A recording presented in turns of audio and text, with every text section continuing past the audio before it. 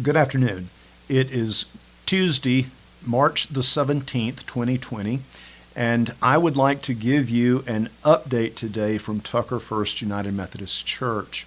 Yesterday, we sent out a video that was intended to be pastoral in nature.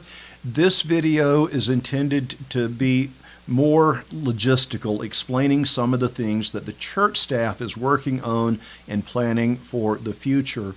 Even though this is intended to be more logistical, I do want to begin with a couple of verses of Scripture.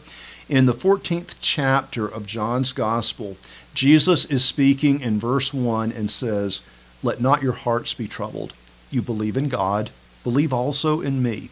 Jesus goes on in that passage later in verse 27 to add, "Peace I leave with you, my peace I give to you.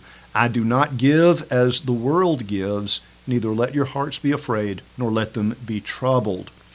These can be troubling times in our world, and what the world offers at this time seems to rob us of our peace.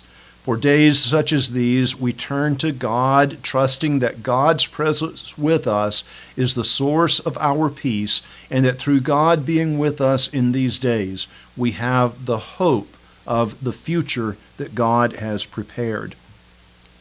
As for the logistical plan that we are working on as a church staff, there are a couple of things with that I want to let you know about. First of all, our plan is for each Sunday to send out a video that will be worshipful in nature, and that is going to have a lot of different components to it. Those videos will come out on Sundays at 11 o'clock. They will include a message and songs that you can listen to, as well as some songs that you can sing along with, and some other resources that you can use with your family worship time in your homes. Those resources will be available, and we will send out the link for those worship times on Sundays. In addition to those videos on Sundays at 11 o'clock, we are also going to be sending out communication each Tuesday and Thursday. And those communications are not going to focus so much on worship as other aspects of our church life together. For example, on Thursday of this week, Ann is going to be providing a Facebook Live feed that will deal with prayer. And you will have an opportunity at noon on Thursday to tune into that and join other people in our church family as we share a prayer time together. If you cannot join us at noon on Thursday, that link will be posted on our website at tuckerfirst.org, and at any time you can go to that link and see what took place in that live prayer time. Other opportunities that might be available on Tuesdays and Thursdays would include some devotional and inspirational materials. They will also include information and updates as we feel like there is a need to give additional and new information. We will also be encouraging people to participate in connection groups through our virtual communication, that is, online groups that will be meeting, and we will send out a tutorial explaining how groups can participate in Zoom and communicate online.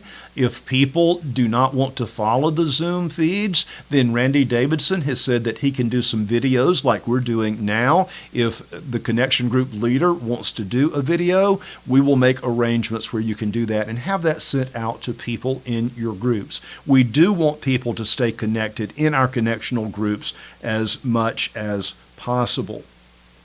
Other opportunities on Tuesdays and Thursdays might include activities that families could do in their homes, and it will be a variety of things. But look for those times each Tuesday and Thursday at noon, and our plan is to stay in touch at that time. I also want to acknowledge that we are aware we have a lot of people that are not online. And we are looking for ways that we can get information to them and ways that we can stay connected without violating the social distancing that we are looking at this time.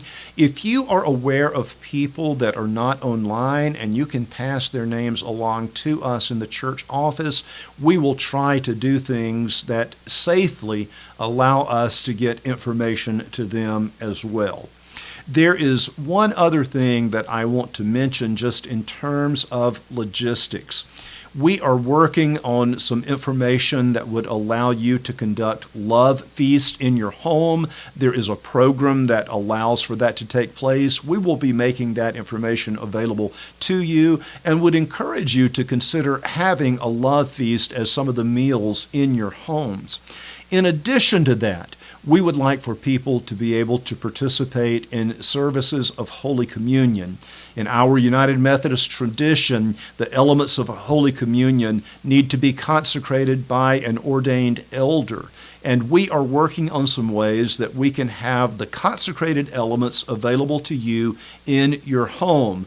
We are ordering some of these bottles of juice, and we'll use those and bread again in a video feed where those elements will be consecrated here at the church. And then you can either stop by and pick those up, or if you prefer, we will try to have someone that can deliver those to your front door, and then you can use those consecrated elements for Holy Communion in your home. These are things that can last for quite some time. You could have communion every day if you chose, or certainly every week. And we feel like that will be a safe way that we can get the elements of communion to you in your homes. With the elements for communion, if you prefer to provide your own bread and the juice or wine for communion, if you will drop that by the church office, we would be glad to consecrate that with the other elements in our communion time. We want to make this something that will be meaningful for you in a way that you can participate in Holy Communion in your homes, as well as those times where a love feast could be provided. We know that there are things that are very different for us at this time, and we are trying to find ways that we can stay connected to God and stay connected as a church family, and we would ask you to please keep your church staff in your prayers as we are keeping you in our prayers, and our trust and confidence is that God is with us and God will guide us through this time of uncertainty. May God bless you as you continue to focus on what it means to be a part of the people of God.